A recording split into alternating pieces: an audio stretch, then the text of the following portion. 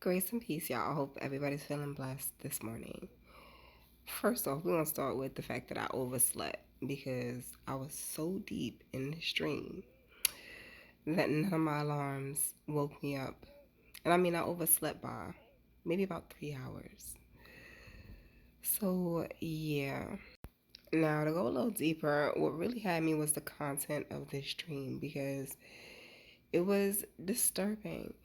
And when I got up, God was immediately like, put this out. And I'm like, wow. So this stream is powerful. I'm not going to give anybody a trigger warning because I'm going to be honest. If you're triggered by this, that means you need to be making some choices. But I'm going to get right into the message of this stream. So in this stream, I seen what looked like a portal, and it was in the floor or in the ground. And entities were able to cross over from their dimension into ours. And we couldn't see them, they were shadowy, but they were very much able to come through. Now, it felt very much past tense, and it was due to things that people were playing with in our government and like using science that they're not supposed to be touching. Let's just leave it as that. And that's how this portal was opened. So, like I said, past tense, meaning it's already happened. Then, present tense, what I saw was this entity. I seen it like walking through. It was able to utilize someone. And the person it was utilizing didn't necessarily contain that trauma. Now, I can see trauma on others. This person didn't have the trauma that was associated with this entity, this demon, but it was able to use her vessel to have her do things that she did not agree to do. And that was present tense, and it was very much scary because there are rules to this. You have to be in agreement to an entity for it to be able to utilize you. And in agreement, that comes from you not being healed. When you don't heal the fact that you have insecurities and that when you are triggered, it creates jealousy, envy. You allow yourself to feel those lower emotions. Entities can take over.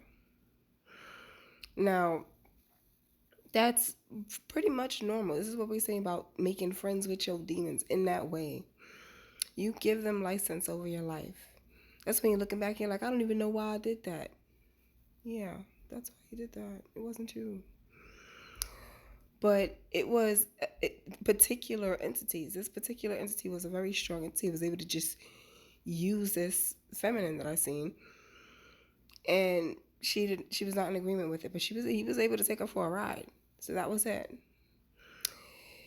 The other thing I seen that's current tense is I seen a current event that I had to even get up and look up. It was a gentleman who was driving his, I believe it was a truck. I saw red, so I think it was a red vehicle. And he plowed his vehicle into 8 students. And when they sat him down to question him, I don't even know if it was there because obviously I was not physically there, but I could see this.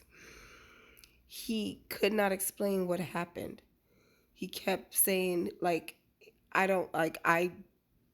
everything just went dark.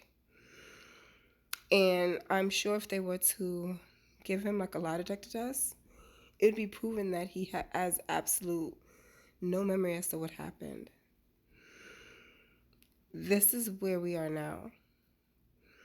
And as far as future, what I was seeing was the only ones who were able to kind of cover themselves from being inhabited by these entities that are crossing over and that are walking among us that we can't see, that are very much already here, was you tapping into your divinity and your higher consciousness, you activating your own spiritual gifts, you being able to see, feel, hear, understand the spiritual world so that you can have a fighting chance, as well as frequencies being developed to help prevent them from inhabiting your vessel.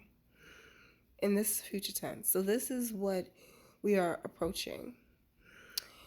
I very much understand the importance of this video because what we're not understanding is that we see the spike in everyone jumping onto their spirituality. It's not just Christianity. It's all over the place. You're seeing people jump into Thothism. You're seeing people jump into everything. And it is because it is going to award you the spiritual protection that you need by staying connected. If you are not connected, you are an NPC, literally, and you are able to be used. Everyone needs to start evaluating where they stand. It is not the job of a spiritualist or a Christian to sway you into believing what they believe. That's not what we do here. You need to believe in what you believe in. And there are spiritualists who have tools to help you figure out where you fit. And it's not going to sway you. I personally am one of those. You don't have to believe in Christianity for me. I'll definitely tell you why Jesus is my guru, why my ascended master is Jesus, and the fact that I'm connected. That's who I'm connected to spiritually. Everyone's different.